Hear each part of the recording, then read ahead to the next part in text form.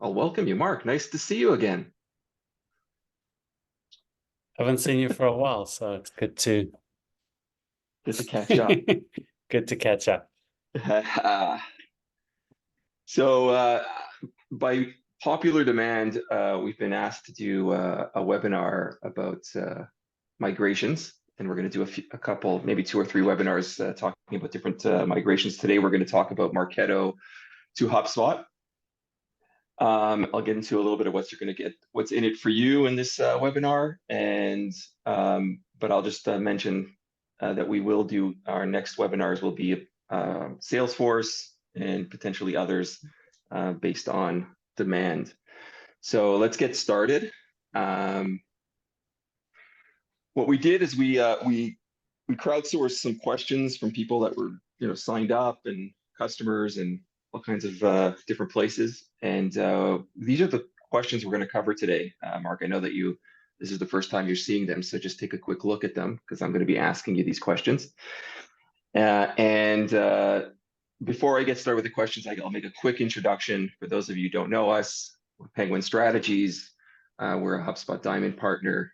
We're accredited to do CRM and migrations and implementations, as well as many other things. And we're happy to answer any questions. So please throw them into the chat, into the questions place, if there's other questions that come up in your head as we're going through. But here's the questions that we're going to go through. First of all, why are companies migrating HubSpot from HubSpot? Sorry, the question is not correct. All It's around. Marketo to HubSpot. And what's in it for me? Like why are people doing, what's in it for them? Why are they doing it? We're going to answer that question because we are seeing a more than usual migrations over the last 6 to 12 months. And then we're going to talk about a little bit of what you should think about if you made that decision. What should you think about migrating, especially when you're looking at the differences between Marketo and HubSpot? Like maybe there's some things that you have there that you might not have in HubSpot, or you may have to tackle differently. We want to talk a little bit about that. When you're planning it, what's going to be an impact on cost, on timeline, on things like that. We had a lot of questions about our historical activity and data. How long should it take? We're going to share, a quick timeline. Don't worry, I'm going to get back to that slide. We're going to talk about some best practices for going live, because obviously one day you're using Marketo, the next day you're jumping into HubSpot. And we're going to talk about money. What about ROI? And we're going to share these slides. There's the ROI. I like showing for those of you who like to read the last page of the book before you get started, that was what I just did for you. And finally, we're going to share a checklist. And all of this is going to be sent, and this is recorded, and all of this is going to be sent to everybody who's online, and of course can have a look at it slowly at their own time after this. But we're going to start walking through this. So without further ado, let's get started, Mark. And I'm going to stop sharing so that we can see each other in big screen. Let's start with the first question. Do you remember what the first question was? So why are companies looking at migrating from Marketo to HubSpot? So I think there are a few reasons that we are bumping into in the last, let's say, 12 to 24 months, if we look at that time period, because I think things are dynamic and changing. One is obviously could be a cost issue, but that cost structure. Another is that we've come across is the structure of the size and the structure of the marketing team. Because traditionally in most companies that are using Marketo, there needs to be one or two Marketo experts that actually know how to navigate inside the system and do all of the admin work. And again, so when you're talking about a really, really, really, really big enterprise, there's a good chance, 10,000 people, 20,000 people in the company, there's a good chance that there's a Marketo team there. And then there's the marketing team that will go in and create the campaigns, the programs and stuff like that. They'll be inside Marketo. But anything more complicated, that is left to the admins. And then there might be a small team or a big team. It depends on the size of the company So if you're a small marketing team of 10, even if you have 10 or 15 or 20 people, then the marketing team needs to know how to manage Marketo as well. And because it's very powerful and it's and it can do lots of stuff on the one hand, but it's you need to know your way around it, and usually you bring on a sophisticated person to actually run that for you. So some companies, it goes down to, I need to just create a new program, and I need to run that program, and I need to connect that to, I don't know, LinkedIn, lead gen ads, all that kind of stuff. So it's a bit more complicated than the other systems, and you need someone that knows their way around it. So why am I talking about an extra cost? Because that means I need someone who also needs to be a RevOps person to actually manage that. They might not, and then they know nothing about marketing. Unlike in HubSpot, where the marketing person can be the actual person coming into HubSpot and then being able to learn how to create the workflows, create their landing pages, and build everything in. So it's around that extra cost. The second answer is around ease of use, because it is easier to use HubSpot, and it's more I go once or twice around the training. I look at it, and I look at everything, and I say, okay, well, this is relatively easy. Anything to do on the content side is on a different level than Marketo, in my opinion, which doesn't really make sense because it belongs to Adobe, which kind of invented anything to do with So I'm that. going to interrupt you. So to what I'm hearing you say, is that if there's two teams, right? There's the marketing team that does all the marketing activities, and there's a RevOps team.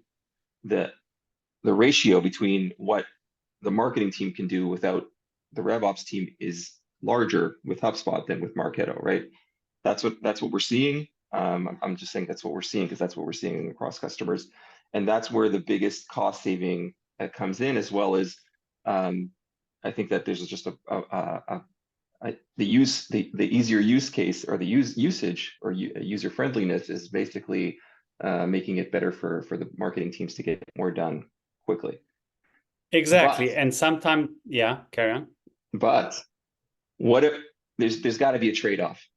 What is it? Like, let's be intellectually honest. There's got to be something I'm giving up, or is there not? I mean, is there something on the Marketo side that I'm missing? And this is kind of going into one of the next questions is what is that? What is that, those features or capabilities that might be in Marketo that I might not have in HubSpot? And if there's a workaround so that I can answer that, because then there might be people on the call that are like, I'm on the fence, but because let's look at those things.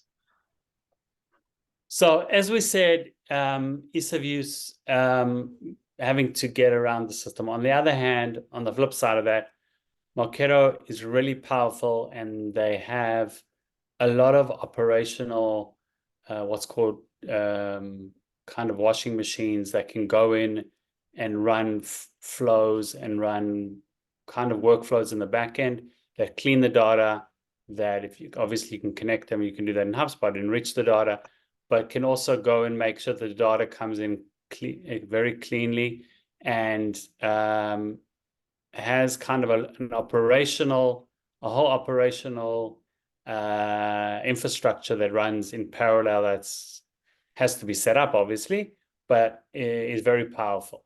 Now, if I get the Marketing Hub plus the Operation Hub in HubSpot, I can do, I wouldn't say 100% of that, but I can do some of that already. Obviously, I can do code, but it's not, some of it's out of the box, and the data management in HubSpot in the Operations Hub is, again, another hub. But once I have that, then I can do a good percentage of what I'm talking about. So that's one thing. The second thing is that just the way it's structured, that if you have lots of marketing teams, I need to build it in HubSpot in a way that I can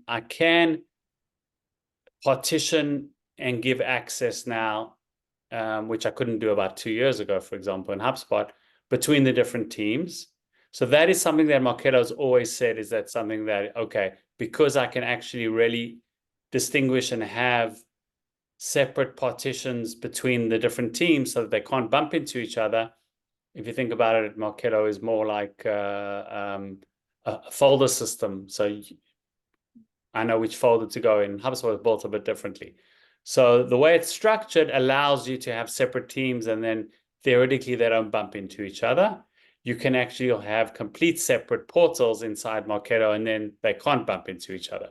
But even if I have everyone in the same infrastructure, by having these different folders, my programs actually don't bump into. Obviously, that doesn't really mean anything because the programs could be running in parallel, and I still need to be aware of that. So it's not black and white as it used to be. Probably 3 or 4 years ago, I would say if you have 4 or 5 marketing teams around the world, you would have to think twice about HubSpot. But today, I think that gap is closed. And it can be managed through the different teams, and through that it is just structured differently. So I think that is the trade-off.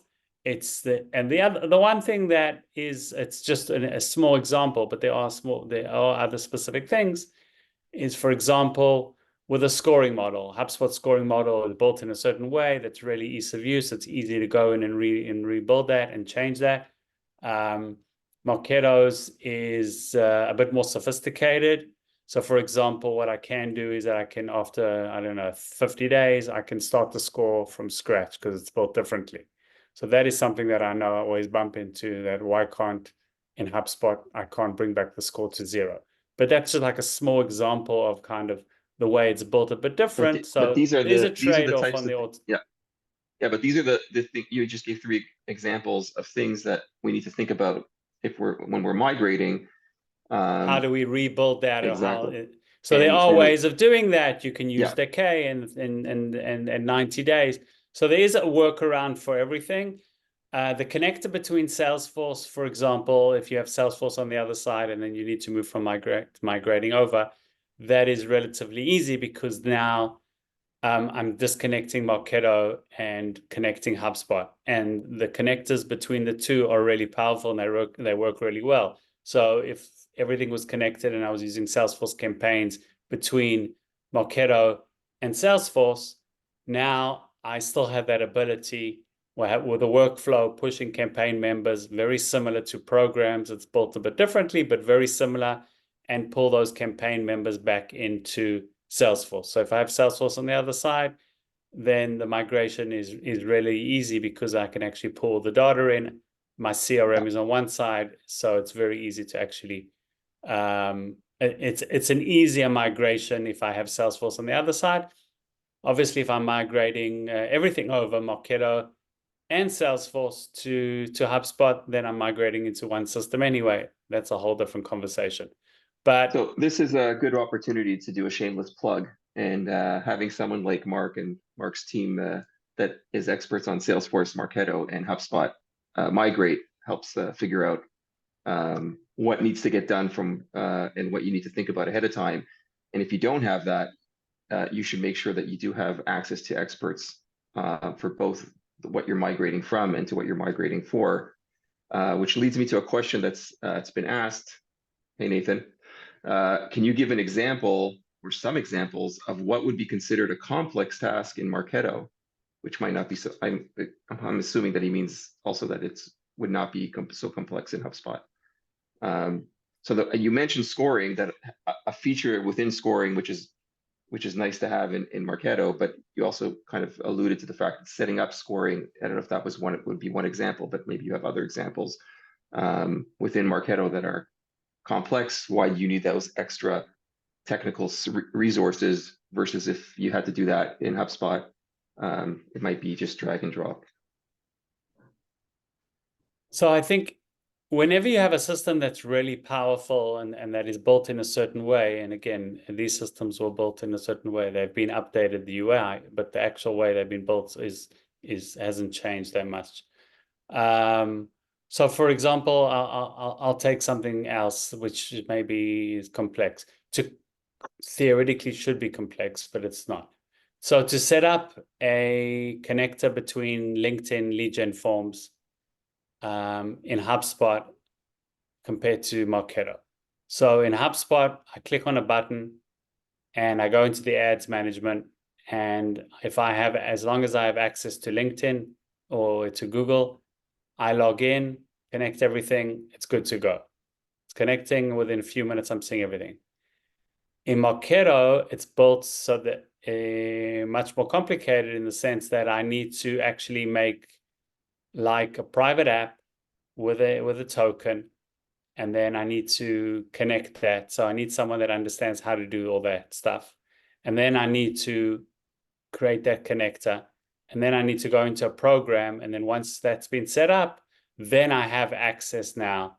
So it's kind of like an extra step, which HubSpot's already built a lot of connectors, and especially with the ads management platform that's already built in, it's part of the structure. So your marketing person just clicks on two buttons and they've connected it. I don't need any IT people. I don't need anyone who's actually going to give me access. But that's a good example where I can set everything up and then use the connector and connect to anything that HubSpot has it connected to. As long as I have access to them, I don't need tokens, I don't need icons, I don't need any API access or knowledge and stuff like that. Marketo is a bit more complicated in that sense. So it's built differently, and then there's a good chance you won't do that. You'll reach out to an IT person or someone who knows Marketo and say, okay, how do I set this up? So that's a good example of something that kind of just in the setup is a big difference in setting up the two systems. Okay. And the more complex and the more I can do in one system, there's a good chance that I'm going to kind of get. The other thing is the way it's built is to just send out an email, for example.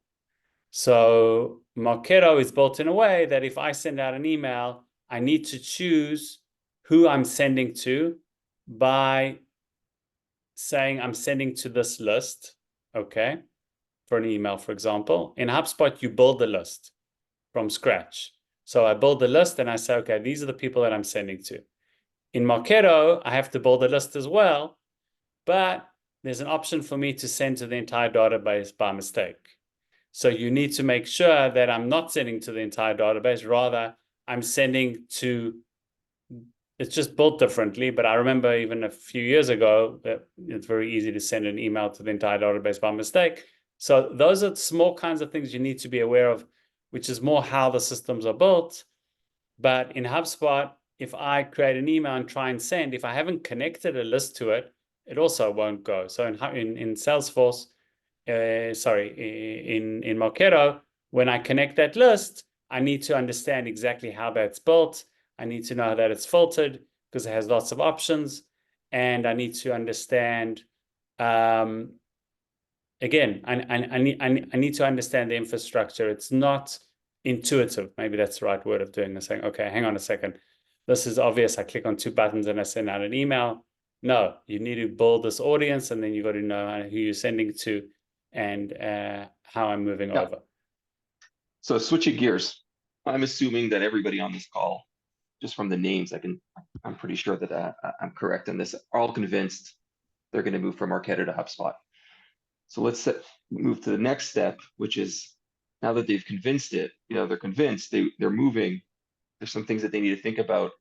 The first is the cost. Okay, so the cost is going to be the cost, but there's certain elements that can be done to, or they're minimum, to make it more smooth, to make the cost to go down.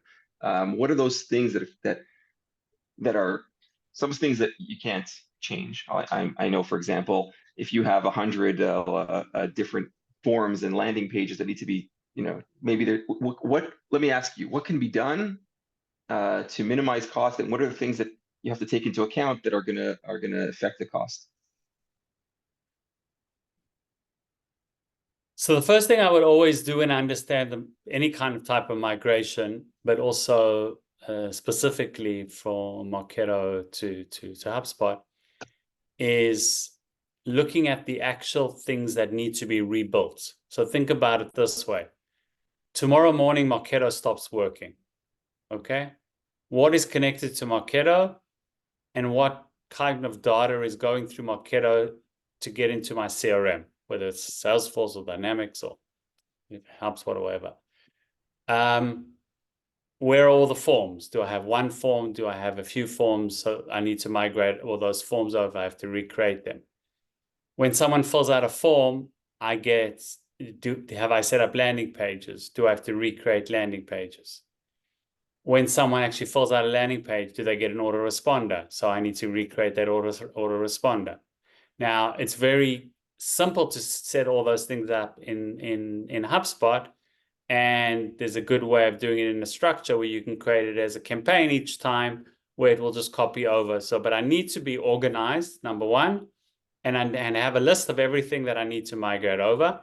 And then I will also be able to look at the amount of resources that I need, which is time and money, to actually migrate that over. As you said, if I have 7 nurtures, drip campaigns with 5 emails in each, and then I have 100 assets that I need to rebuild with landing pages and forms and autoresponders and everything. So that's going to take a bit of time. If I have only 10 of those, then obviously the migration will take much quicker. But what I would do is I would also try and see, okay, do I build this? There are all kinds of tricks in HubSpot of maybe I'll just use the form, which allows me to do an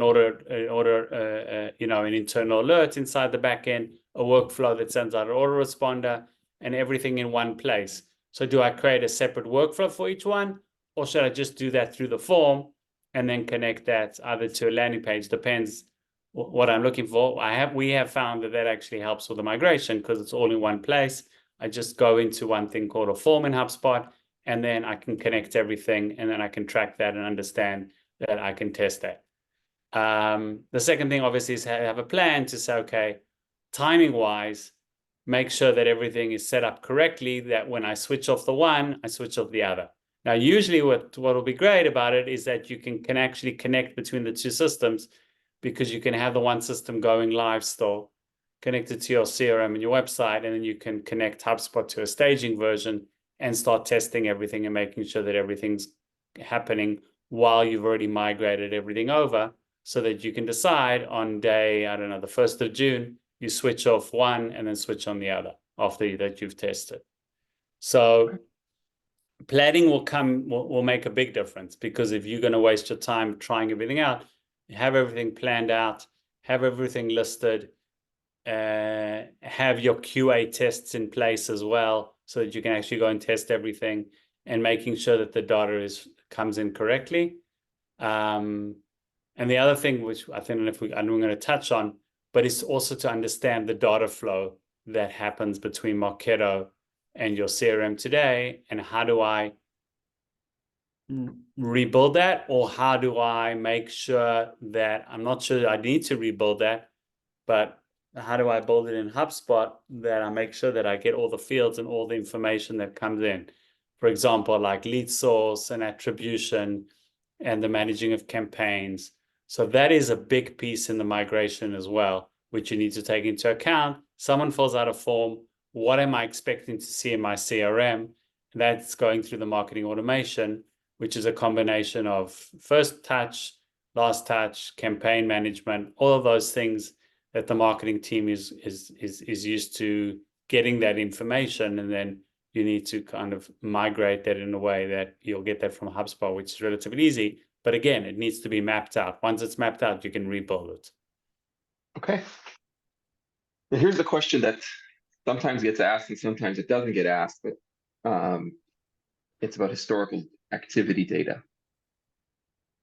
That's a tough one, and companies don't always realize the ramifications of that. So maybe just give like, what do I mean by that, and what are your options? So historical data, it divides into a few things, and that's very important. One is I can just give an example of the basic historical data, which is create date. Okay, so if a contact came into my database, or person came into Marketo on the 1st of the 1st, 2023, when I migrate them over to HubSpot, the create date will be the 1st of June 2024. Won't be the 1st of January 2023. But I obviously need that original date. And then you can do the same thing for any other important date that I want to track, which, as you said, is historical. So there, what the best thing to do is to create historical fields that you will never use again, okay? And once anyone new created in HubSpot, it won't be even relevant, but you will be able to use those historical fields. So there are two ways of doing it. One is I can go into the create date through an API and then update that everyone gets the historical field. And if you have the ability to do that, that's an option in HubSpot as well. The other option is to create these one-off fields that you use them for your internal reporting. That's a workaround of seeing the historical data. The second thing is if inside Marketo, anyone who's working in Marketo knows that there's a huge activity log of everything that I've seen. That is not being populated on the field level inside. It's mainly activities. So part of that data we can move over. Anything that you can create a field around, you can historically move that over. There are different ways of maybe exporting all of that, having that as a backup and put it into a field so you always can go and look at that if you want.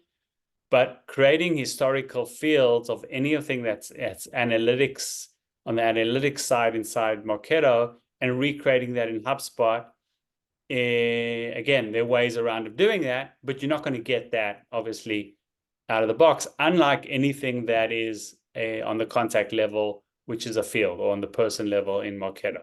Because obviously that is a field, and that historical data, I will pull that into, well, not the historical data, whatever value I have for every field, I can map that over and pull that back into HubSpot.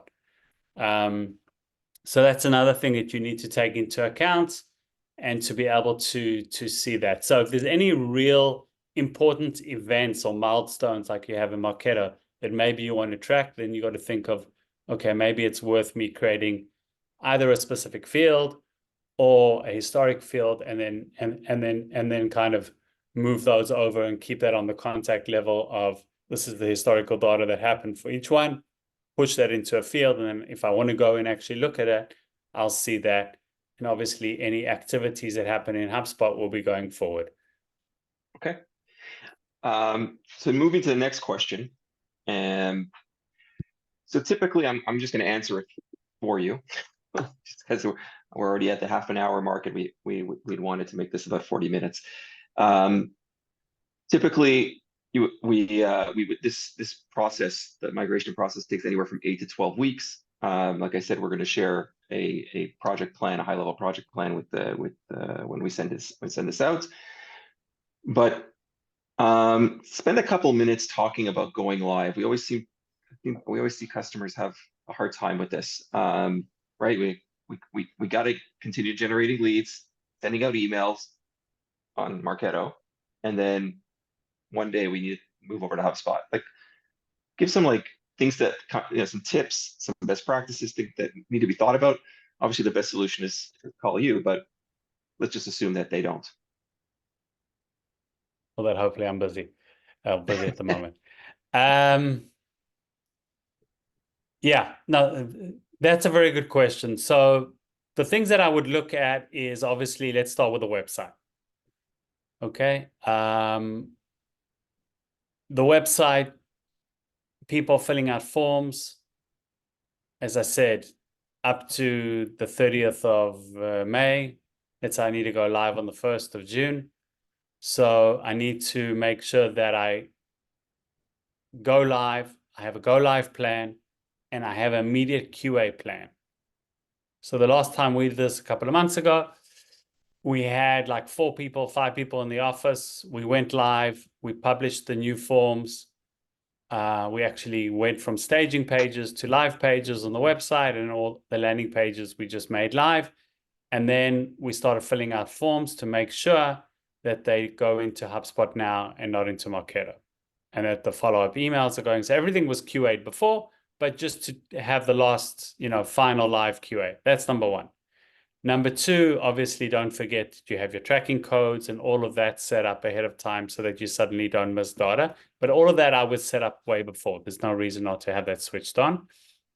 And then the second part is, how do I manage the difference between emails going out, nurture emails? So the best practice is to have a freeze, is to actually say for the week when we go live, no new programs will be set up. Switch off all of your LinkedIn ads or only start them new in HubSpot, and try and manage that in a place that is correct, where you say, okay, there's going to be a freeze. Everyone knows about it. There's nothing we can do for a couple of days. It depends how big the company is. Nothing's going to happen and nothing's going to be created. And you'll stop creating in Marketo and you'll start creating in HubSpot. That is my biggest tip to manage it correctly. And then the last thing I would just take into account is, how do you manage the migration of drip campaigns? So again, it depends. Do I have to switch off Marketo the day I switch on HubSpot, or do I have another 2 or 3 weeks to let it run? What I would do is I'd make sure that no one moves in from Marketo into a drip campaign. So whoever's in the drip campaign in Marketo, let them get their last emails, okay, and finish that drip, and then start with a new campaign in HubSpot. And if you don't have that choice, then you move them over, and then that's a bit more complicated to try and manage and see where they stopped and then carry on going. But you need to make sure that you manage it in a way that you stop. And the last thing, obviously, is the team. The team needs to be trained on the system before. You can't go live and expect them to be able to go in and manage everything.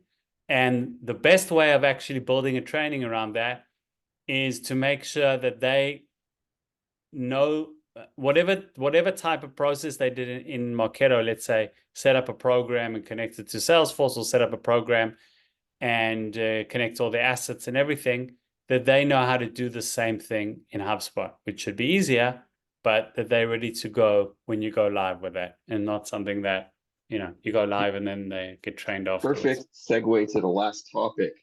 But before we go to the last topic, why is it? It's a good segue, because one of the reasons companies are moving over to HubSpot, we said that at the beginning, is that the marketing teams can handle more of the activity, the work, than needing outside consultants and internal RevOps experts. And the reason that I say that is because when we talk a little bit about ROI, what we found is that the spend on outside consultants like ourselves is anywhere from 40 to 50% less. Internally, it's anywhere from 20 to 30% less. I'll get to that in a minute. But you did mention something that I think we need to put into our tips or somewhere. I'm just saying this for the recording as well, is that those comments about the drip campaigns were definitely learned sweat, tears, and maybe a little bit of blood, because when typically that's the best way to do it, is let the Marketo campaigns complete. But running into a project not a while back where the cutoff date was the cutoff date, and the company remembered to start doing the migration 6 weeks before the license ended on Marketo, that we definitely had to learn how to and solve for them from that purpose. So we definitely can answer both of those. So that's a good point. A little bit about ROI. Obviously, ROI is very tricky to calculate exactly. This is something I'm taking from a